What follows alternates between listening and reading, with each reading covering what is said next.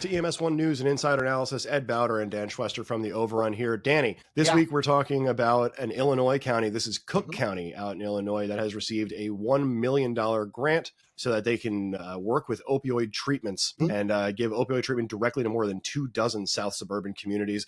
This is a huge deal, and this is coming from Mike Nolan from the Daily Southtown. So what family guidance centers are doing after they received a $1 million grant is they're going to start working with the actual opioid abuse problems in the city of Chicago. So specifically what they're doing is they have a van that is going to bring out medications to the suburbs in Cook County.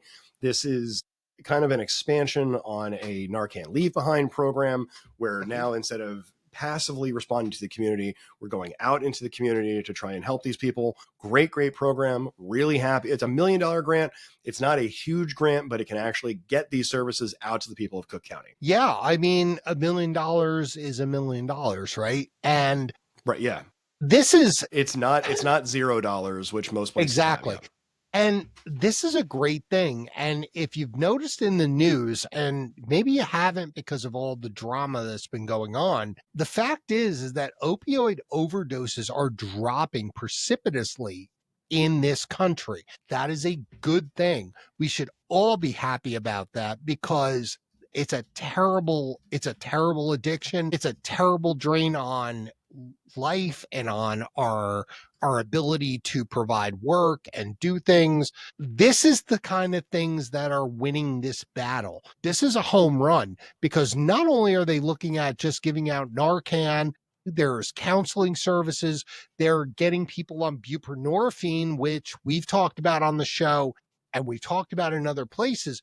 Buprenorphine is great. It has an extremely long half-life. And the goal is get this person over the hump, get them into treatment or get them talking to people and they won't be dope sick. And now they're able to respond to treatment. Now they're able to respond to counseling because they're not miserable and trying to chase that high.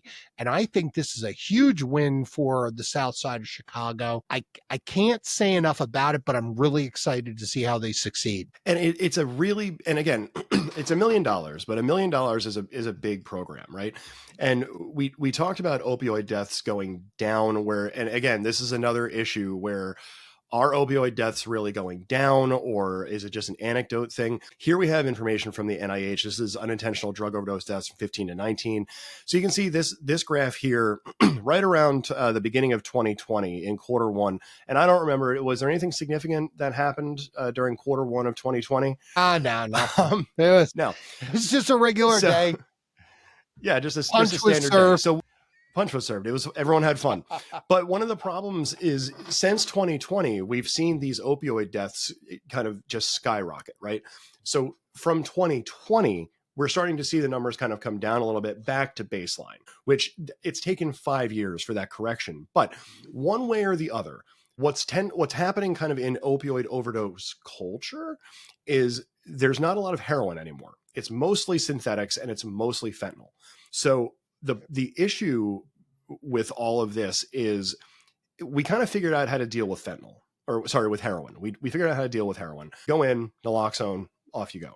Because there's so many different adulterants, contaminants, and whatever else in the fentanyl analogs that are out, it's very difficult to know how long that drug is going to last in someone's system, which is the advantage of a Narcan take-home kit, right? Where maybe they take their dose again, now they get Narcan. These systems send people to the home, almost as in a follow-up, where, all right, we know that this problem exists, and this isn't a criticism or a judgment. What we want is for you to not die. That's it. It's the most basic way to approach things, right? I don't feel that that's super controversial, where I don't think that it's a leap to say, like, I would like for people to live.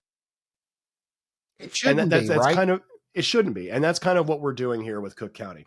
Really great program, $1 million grant. There needs to be more funding available. There needs to be more grants available for funding and for programs like this. But I want to keep watching this just to see how successful Cook County is. And I'm really looking forward to their results. But $1 million grant to Cook County to work with opioid overdoses in their community. Really great stuff, really exciting.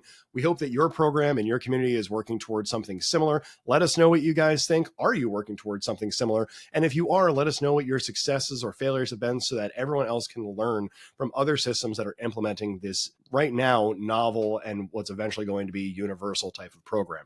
We hope this builds. We hope this grows. Let us know what you guys think for EMS1 and the Overrun. Ed Bauter and Dan Schwester, and we'll talk to you all next time.